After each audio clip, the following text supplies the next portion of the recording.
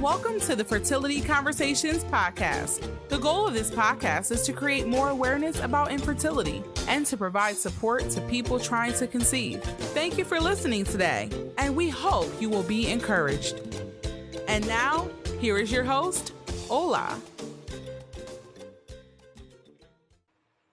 Welcome to episode 6. Today I have with me a lovely guest, Ajike. She's married and blessed with a handsome young boy, and she lives in Nigeria. She's an infertility advocate, raising awareness about secondary infertility with a focus on the mental and emotional impact that secondary infertility has. You can connect with her on Instagram at NigerStayAtHomeMom, and her details will also be on the show notes. So welcome, Ajike, and thank you so much for joining us today. Thank you for having me. Yeah. Good to be here. Thank you. So to start off, please tell me a little bit about yourself. Okay, my name is Ajike Sholadini. I live in Lagos, Nigeria. I'm married and I have a young son. And I stumbled. I say my life stumbled me into the infertility journey. Right, So I won't say it wasn't really my plan, I just went that way.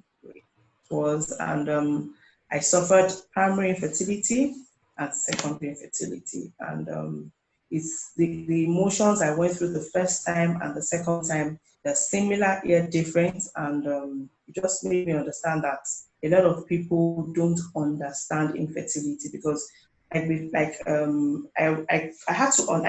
know the statistics. I think later on I got to know like maybe 1 in 4 people suffer infertility. So that means there are still more people having children who don't suffer infertility. So more people do not understand infertility. They don't just get it.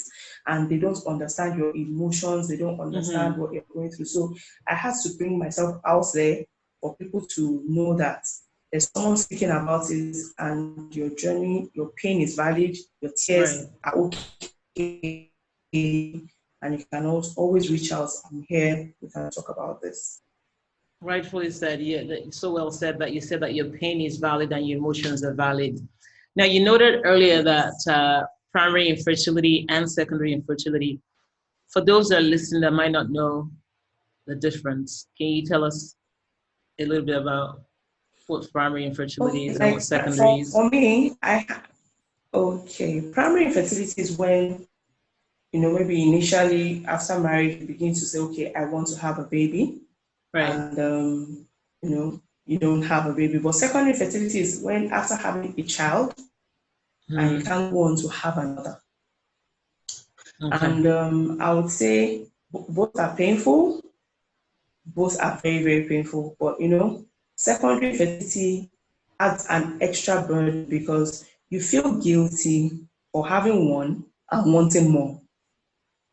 Right. There's guilt that comes with secondary infertility, and that's another reason why some people don't understand. They feel you should be grateful. You already have one. What is all this? Some people have waited 20 years. Even just one, they'll be okay. And you're here, more. But my answer to people like that is, you who is speaking to me at the moment has 4 children. Why didn't you stop at 1? Right. You have 2 children. It's so amazing to me to see people. I have friends that will tell me I want to get pregnant next month, and believe you me, they'll get pregnant. So you're not wondering, you're asking yourself, how does this happen? In fact, my journey in fertility started that way. I moved from Abuja to Lagos and I started working in a new company, and me and some new intakes we were there. And we had to be sure of our confirmation. So our confirmation was going to come like 6 months later. And this group of ladies just said, our confirmation will be in June. Let me try and get pregnant by February so that by November I would have been confirmed and I can start my maternity leave. I didn't think for business anything because I just got married in November before. Right. And behold, February, she was pregnant. And I started looking at it's like, is something happening here? There was another woman, the office was in a shopping complex. So I made friends with a woman, and she had a baby I think she had like a 6-month-old, and her husband was already fighting her for not getting pregnant again. At 6 months old, with a 6-month-old Yes. baby? Oh. Yes. He was already fighting her again. So by the time this boy was like 9 months, she was already pregnant again. So I now started wondering that I think there's something wrong. So that's why I now started. We did all the tests, they said everything was fine, your husband is super. And from there, okay, you are anovulatory, you have PCOS, you have high prolactin. The story just became worse every time we went to the hospital. And family pressure. My own family, they were supportive. My husband's family too, but some of his siblings or maybe his brothers, they felt, they begin to put all this, go and test yourself kind of situation, go and help yourself, go and see if you are a man, go and see if you are, the woman will not, she won't have the baby, she will just have it. Luckily I stumbled on things like that, and I wasn't mature like this. It was really, I was ready to walk away from my marriage. It was that serious. I was ready to walk away. But luckily we were able to salvage the situation. And I think, God just stepped in. My husband just, maybe, I don't know if he didn't walk home, or maybe I don't know what the case. Along the line, I just said, okay, I did everything. I did everything possible. But funny enough, luckily for me, I got pregnant spontaneously. I didn't have to do anything. I actually threw away all my meds because I was beginning to have so many headaches, blinding headaches, raging headaches. If you just ask me how are you, I can start shouting. Why are you asking me how am I? Don't I look fine? Do I look crazy? Right. I was beginning, so I threw all my meds away and wanted to start IVF. Luckily, I just got pregnant spontaneously. Wow. So I had my son. That must have been amazing. Yeah. Honestly, as in, I can't even talk about it. The feeling for that would be story for another day. So I had my son in 2013. I married in 2008. I had him in 2013. All right, after 5 years. Yes. So I was just happy that I had this child. I wasn't even really bothered anymore. Then my husband now started, I want another child. Fine, I wanted another, but I just felt okay. I had gotten pregnant by myself. It will happen again. It didn't happen. We've been everywhere. Then I developed fibroids. From the fibroids, we moved to scarring. I've removed the fibroids, now we have moved to scarring. From scarring, I've moved to hydrosalpinx, yes, hydrosalpinx. All right, in the tube. Water in the tube, I've moved to hydrosalpinx. So for me, the way people, like I said, the way they treat you when it comes to secondary infertility, it's a bit different. It can actually be very insulting. Like the first time, at least you don't have any kids. The second time, when you don't produce, when you don't have another child, you begin to see people say, "Is that first one gone? Is it for our husband? Are you sure? Wow, really? Are you sure?" People love women. Yeah, people say that. Or you hear people tell you things like, "This baby, you have only one child. What if something happens to the child? What if something just happens?" And I'm like, you too, what will happen to your? I've seen families that all of them perished in one day. So who said it cannot be your own portion? Because you're asking me this stupid question. Because for me, I am able to speak out. Everybody has that capacity to be bold. I am quite bold. I will not tell you like I've been able to fight my infertility journey because I am bold and I really don't care whose ox is God. And I wasn't like that. But infertility and people's insensitivity have hardened me over the years and made me like, if you say something, I'm going to say something back to you. Right. Luckily, my son is his father's, he just reproduced himself. So he looks exactly like his father. Yeah, but if I was not that lucky or that fortunate, in fact, it doesn't just look like the father, it looks like all the uncles, because my husband's family, they have this, if I would say Abijo, the strong genes. So yeah, so there are some days you look at him, he's looking like one uncle. There are some days you look at him, he's looking like the grandfather. So it's just them. I don't even think he has anything about me. Maybe my behavior, but physically, he's like them. So people say these insensitive things. Then you say, people will come and tell you, like when I hadn't had a child, they'll say, what does that mean for those that don't understand? You say that you that has one child, you are better than he that has none. Mm-hmm. Now I've moved from that to now, okay, what if something that happens to the one in your hand? You know, they begin to say things that you just begin to wonder. And, you know, for me, even me, like recently, my sister had a baby recently. So September Oh, last year, she told me she was congratulations. pregnant. Mm-hmm. Yeah, she had one. So this was her second child. You know, I actually wanted her to have another baby because I have one, she had one. So it was looking, you know, where we come from is people are very superstitious. I'm sure my mom was already thinking, yeah, will my children have just one children? All right. So they thought it was You know, something, we were like, something that everyone was going to have the same situation. thank you. So immediately my sister got pregnant again. I was happy, but I was also very sad because this was something I wanted for my child. Now my son is 7 years old. You know, there's then another thing with secondary infertility is that there's a lot of things you grieve over. You lose a lot. Like now, my son is 7. At times, I'm like, I'm 40 now, and this is what we are in. We are in June. Even if I get pregnant as I speak, I'm going to have that child at the age of 41. My son will almost be 8. What will the bond be like? What will the friendship be like? You know, you are looking at that thing from the child, from the eyes of your child. Like recently, my sister had a baby. My husband's brother, his wife had a second baby. You know, there was just a lot of baby fever around us, Right. and we went to this 2 Sundays ago. We went to see the baby as he came back from the hospital, and my son said to me, "See now, Shiji is the older child of that lady." He said, "See now, Shiji has a brother to play with. I'm all alone."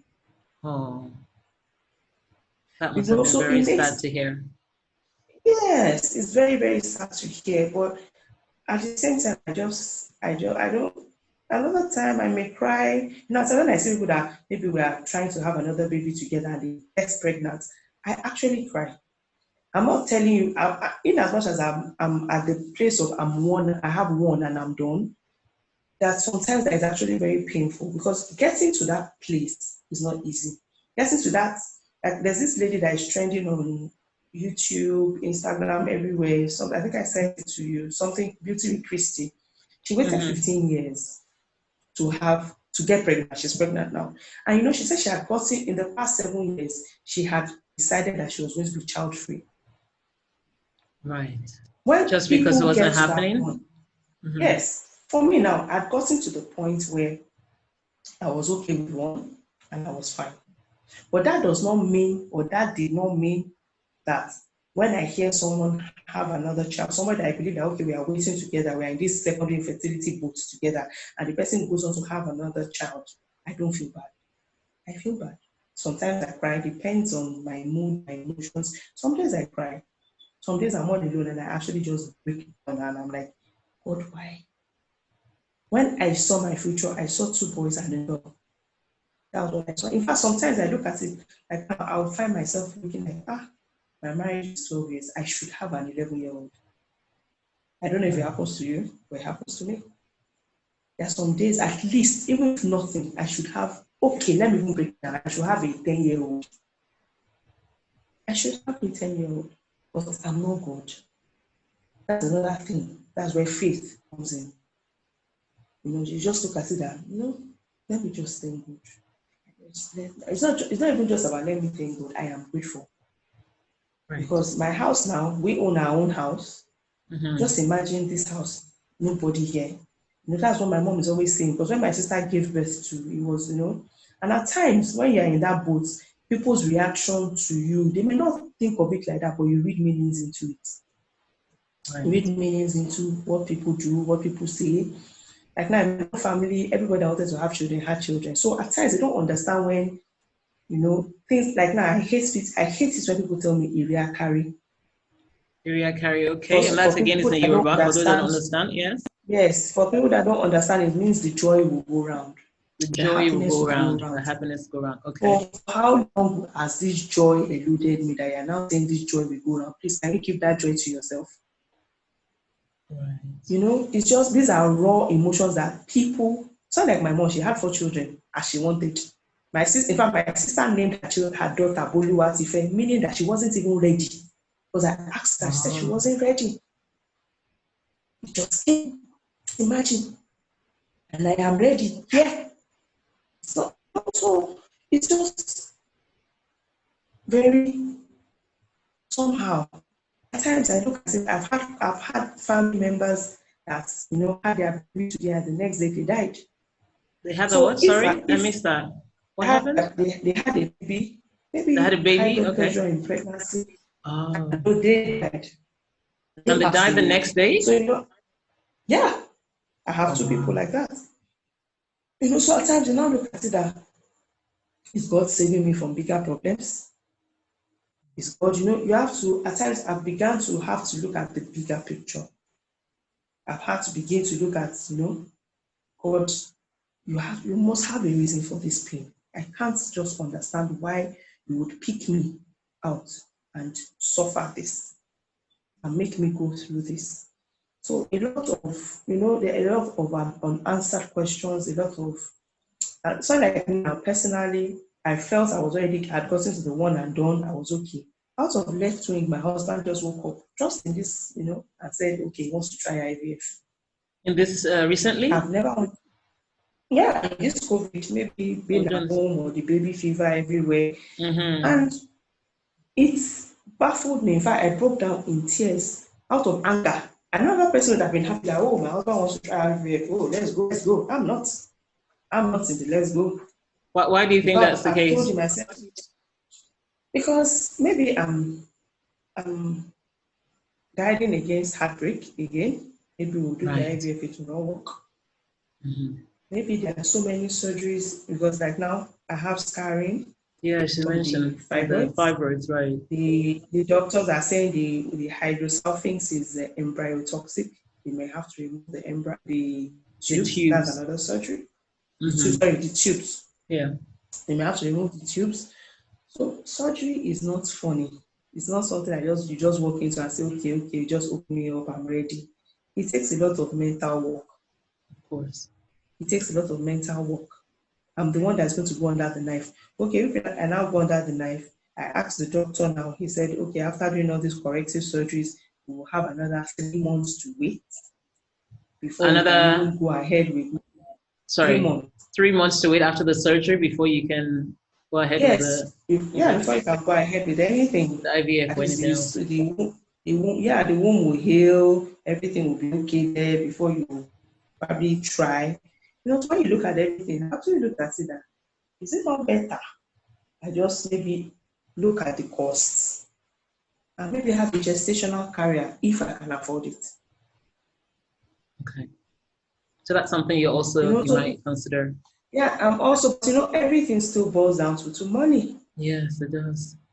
Because surrogacy, I've asked before, surrogacy, when at least that day that I asked, as I don't know if it's getting cheaper, but that I asked, they were telling me almost 5 billion.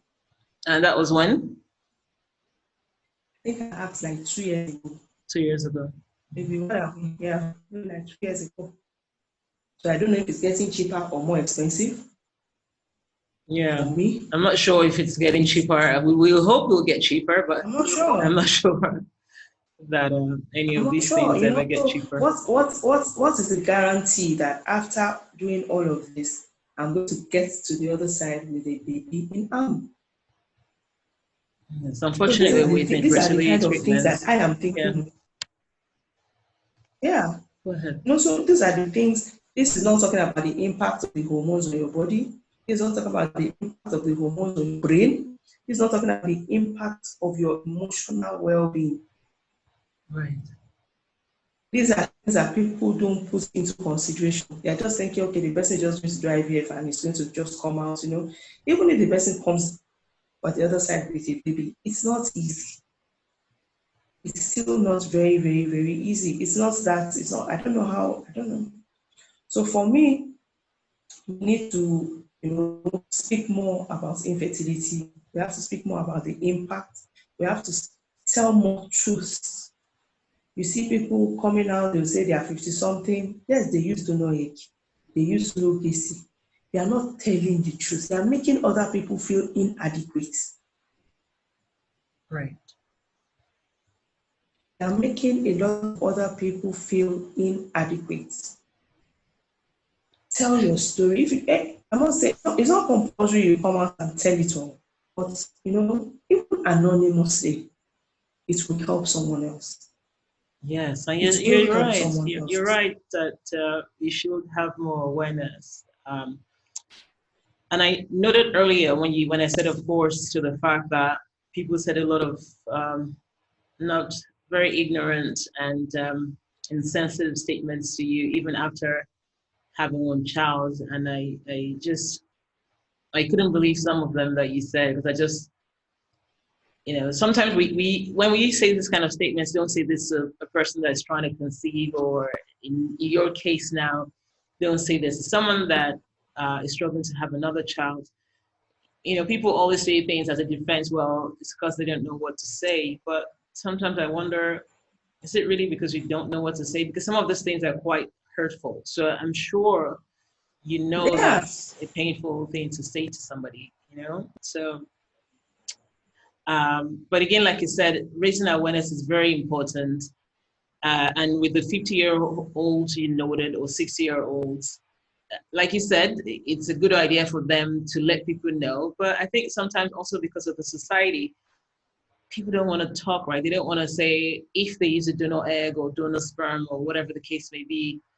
They don't want to say that's what they did, because then people might judge them. People might say, well, maybe it's not really your child. Yes, People are very yes. ignorant-minded, more forgiving, and raise more awareness about infertility, primary infertility, secondary infertility, and also raise awareness about the fact that there are many options available to people if they choose to go that way, that route. So if they want to use donor eggs, Yeah.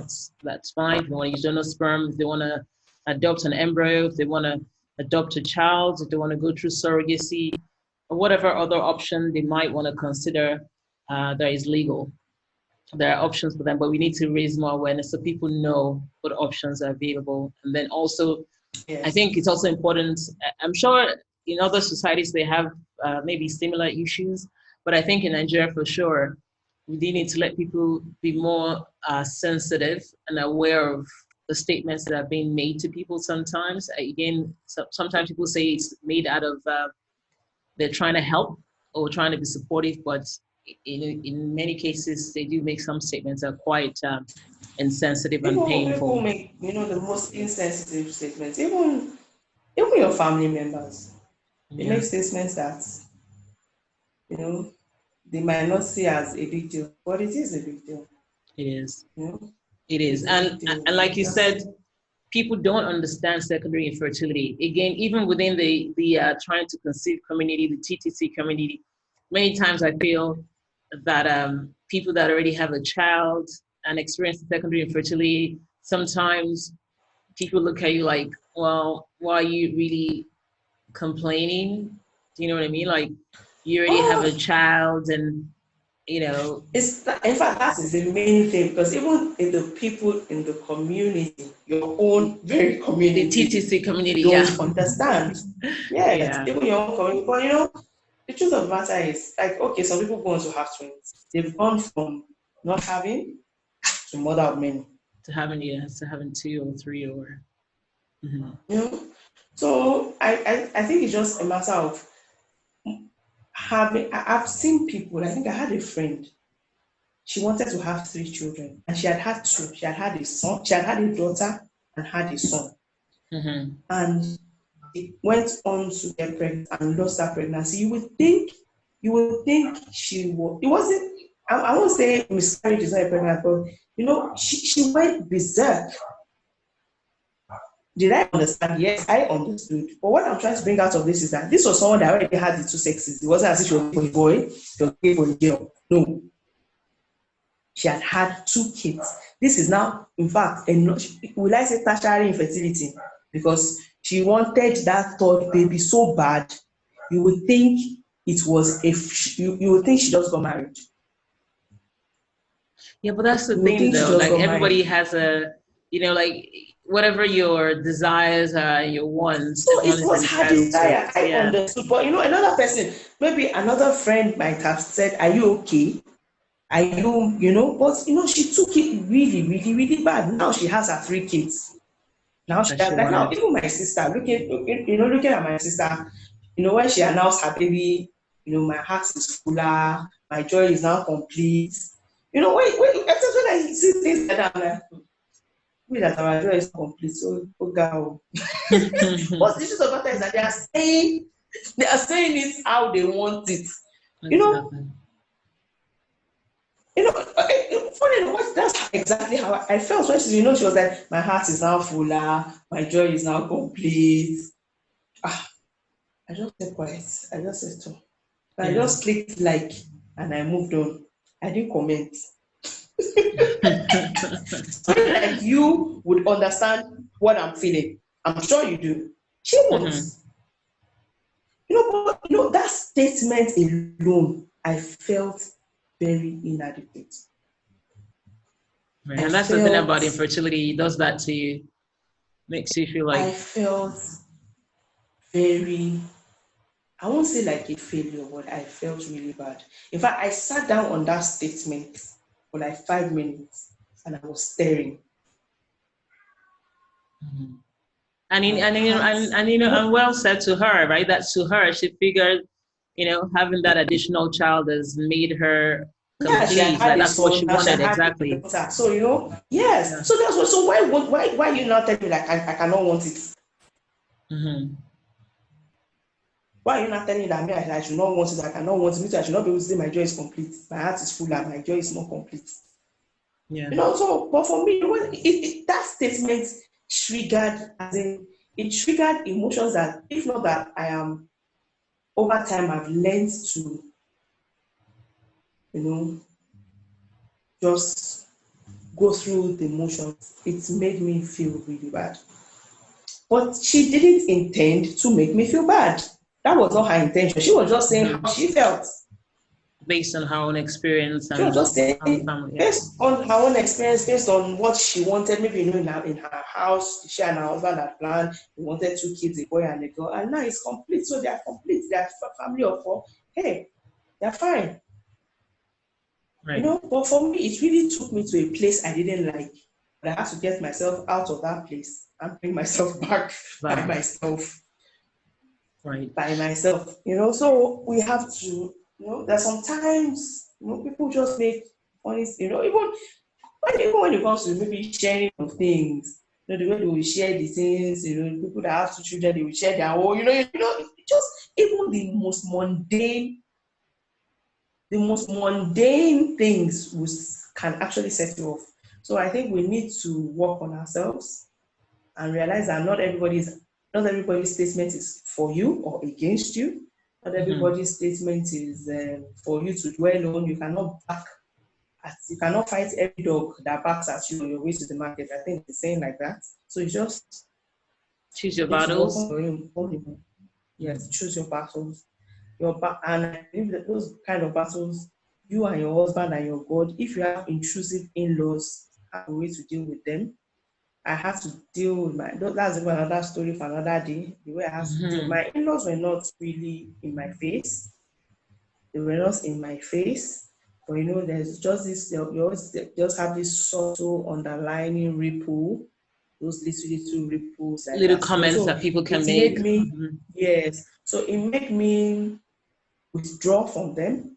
And that withdrawal has affected us because now that I have my son, I've not been able to go back to that place where we were before. Yes, sometimes that can do that to the relationships and even friends. Sometimes people end up losing those friends forever. I'm beginning to like there's this Nigerian lady who is saying that she has chosen to, is it not to marry or not to have children? One of the two. I can't remember. She's a young lawyer. She has chosen. She said, I don't want to have children. Not everybody is meant to be a mother. I can mother people from a distance, but I don't want to mother anybody personally. And that's her right. She has the right to, So we have to get to that point. So for me and my friends, at times when they see, and in fact, sort of, they're even drawing inspiration from, because also like me now, I'm beginning to sort of advocate for younger people. Please freeze your eggs. If you know you want to freeze your eggs, definitely. That's something we're definitely going to talk about on another show. I definitely agree. We need to create more awareness about that. I think for me, I think I've had a lot of issues with infection that I didn't even know. Feminine infection is not For some people get clear signs, some people don't get clear signs. So, I think we have to take our gynecological health very seriously. And do have more your pap checks. smear. Mm-hmm. Yeah, have your pap smear done. Go to the hospital, do the necessary checks, and get tested for PID, chlamydia on a regular. Try and these are things that we don't talk about. We don't, we just assume that you'll marry, go in your bedroom, come out with a big baby in 9 months, right, have your children. Well said. I definitely agree. We need to create more awareness about that, about egg freezing, about testing, about going to the doctor and making sure everything is fine, doing lots of checks and making sure there's no infection. Even in some cases, infection is not necessarily sexually transmitted. It could be infections even from people that do surgeries that might not have been done properly. Exactly. Like me now, I've said it. When I was 21, I had ovarian cyst, so I had surgery. When I was 14, let me start from when I was 14. When I was 14, I did appendicitis because they didn't think I was old enough to have ovarian cyst, but it was actually ovarian cyst worrying me at the time, but they removed my appendix. Wow. I had my ovarian cyst removed when I was 21. I had fibroids removed when I was 38. So I've had multiple surgeries. So that in and out of that region has done more harm than good. That's done more harm than good. In fact, the doctor I'm seeing recently was talking about a doctor of his, a senior doctor of his that he studied under, that the man, whenever he's doing, is it appendicitis, he will check if the woman has cysts. And when the woman has cysts, he will just remove the whole ovary. Just imagine. The whole ovary? In fact, without, this was years ago. Imagine how many women he has rendered. He was just, he was just talking, it was just, it was later when he became a senior doctor, he realized the harm the man was doing. He said he would just put his hands, just remove the whole ovary. Oh, that's terrible. Imagine if it was bilateral, so he would just remove the 2 ovaries. Is it that the person did not know that the woman would try and have babies? Wow. So many things people need to be aware of, definitely. And you've definitely touched a lot of things, and definitely need to increase awareness and even just let people know how to advocate for yourself as well. So that's very important. You've really touched on a lot of areas, and that's really unfortunate with that doctor. I hope things like that have stopped now. It's ridiculous how you have no idea what's been done inside you, and you just hope that they're doing what they should be doing and not honestly complicating things for you. Yeah. So you're not even sure. Exactly, you're not sure. You are touching so many aspects today, so thank you so much for that. It's been really informative. So now, knowing what I know you talked about that a little bit now, but if you're going to talk to your younger self, knowing what you know now, one piece of advice that you give yourself to have done differently before you got married and you're much younger. I know you mentioned egg freezing, so I'm not sure that's some advice. Where I would start from is, as much as possible, take your sexual health very seriously. A lot of people don't do that. We are not, in fact, in our generation, I was born in 1980. Our parents never spoke to us about sex. My mom never sat me down like this and said, this is what we do, and this is how it's done. Were you just told you're going to get pregnant if a man touches you? Like literally, I was told, if you move too close to a man, you're going to get pregnant, and I ran away. She never changed. Your mom even tried. My mom never said anything like that. The only thing she said when I turned 18 was, if you get pregnant, bring the baby, I'll carry the baby. Right, so basically telling you that do not abort if you get pregnant, just bring the baby home. Right. Okay. Just bring the baby. That was the only thing my mom said. That was the only thing. And I think someone we knew contracted HIV. Is it contacted or contracted? I'm not sure. Right. HIV. So she wrote a letter to me in university. Then be careful and don't, as much as possible, don't do anything with anybody. So for me, if I was going to talk to my younger self, take your sexual health very seriously. And for some people will say, well, I have a friend, she's married as a virgin, BC married in 2006. Till date, she doesn't have a baby. So it's not about virginity. So I'm not here to judge anybody. It's not my business. So it's not because you were sexually permissive or whatever, but just take, the same way you would buy soap for your skin to look good, try and put money together for, your sexual health. Go and see a doctor, take your Cervarix by the time I always tell parents, I don't know why, at the age of 9, girls should be vaccinated. Even boys can take Cervarix. Cervarix being the vaccine for... Vaccine, yes. Because Cervarix helps with some strains, HPV, with some strains of cancer. It does that, have them vaccinated. Then when they are sexually active, maybe from the age of 18, let them, I think for cervical check is every 3 years or every 2 years, I'm not sure. Countries, We get that done, check. Yes, I guess you have to assume they're sexually active, check in, the differences in your discharge. So in fact, it wasn't until recently I realized that there's something called vulvar cancer. I never knew.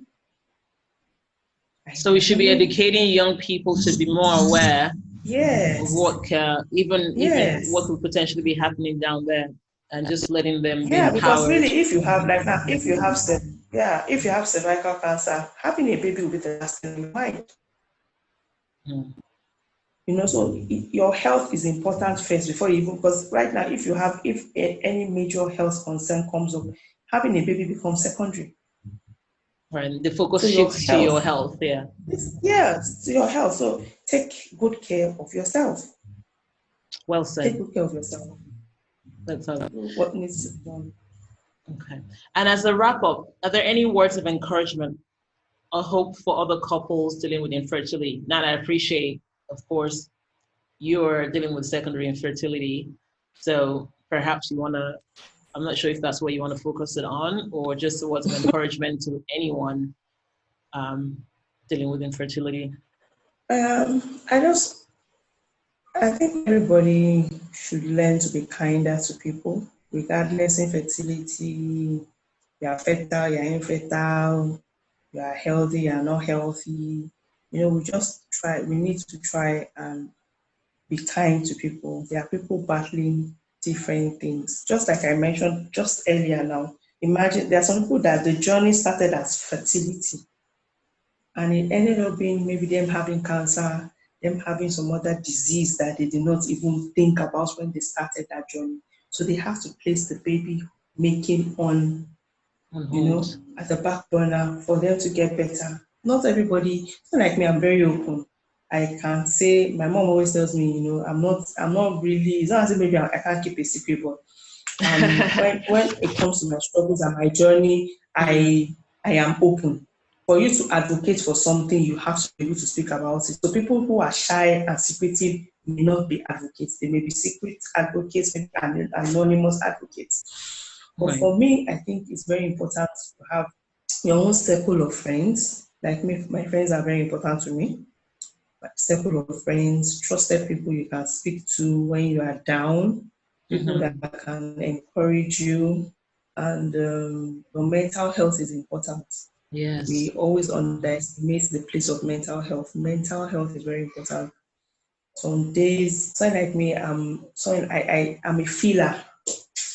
So when things around me is down, frightening, I act out. I become clingy, I become paranoid, and people don't like to speak about things like this. Everybody wants to think that they are fine. No, I'm not fine. Please leave me. I want to sleep with my son. This past week, we lost someone very important to the nation. Everybody knew that. And when I heard that day, my instinct was to just hold on to my son. I pulled him out of his room, and for a week, he has been sleeping with me. Now I'm finding it difficult to move him back to his room. You just wanted to hold on. I just wanted to hold on to him. That was how I react. That was my reaction to what happened.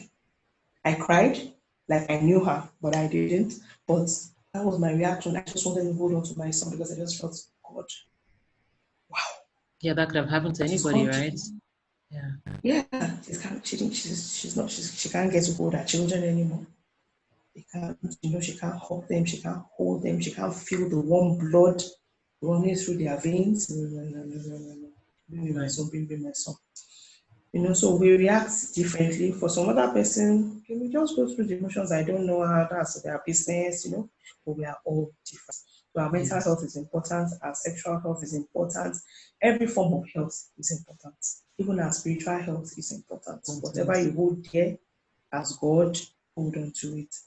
Have faith, and there's nothing he cannot do. I don't know about people who are atheists. I don't know how you guys do it, but I just know that he has stepped in for me more times than normal. Right. And I know that he will still do it. Amen. So, so let's just, that's just it. Let's just hold on to that faith, hold on to our sanity, hold on to our health, hold on to as much as we can. As much as it's in our control, let's just do. And we know that every other thing is out of our control. Let's leave it. Thank you so much. That's really amazing. You've noticed so many great points in ensuring our spiritual health is fine, our physical health, our sexual health, making sure we focus on all of those things and keeping them as a priority. Because like you said, if there's anything wrong with any aspect of the health, we will basically switch the focus to repairing that, and the baby making comes on the back burner for that time. So thank you so much. This has been a really amazing interview. Listening to everything you've said, you've shared so much wisdom. So thank you so much, Ajike, for coming on the show today and for sharing your story and your pain and sharing and also, yes, definitely increasing love and awareness about the secondary infertility, because again, like you said, many people don't understand it. And we need to understand, we need to create more awareness and let people be able to discuss whatever their pain is without being judged by the society. Yes. So I really appreciate your coming today. And anyone looking to connect with Ajike, that you want to talk to her more, you can always find her on Instagram. She's very active at Night Just Stay at Home Mom, and her details would also be in the show notes. So thank you, Ajike, and do have a great afternoon. Thank you very much. You too. Bye.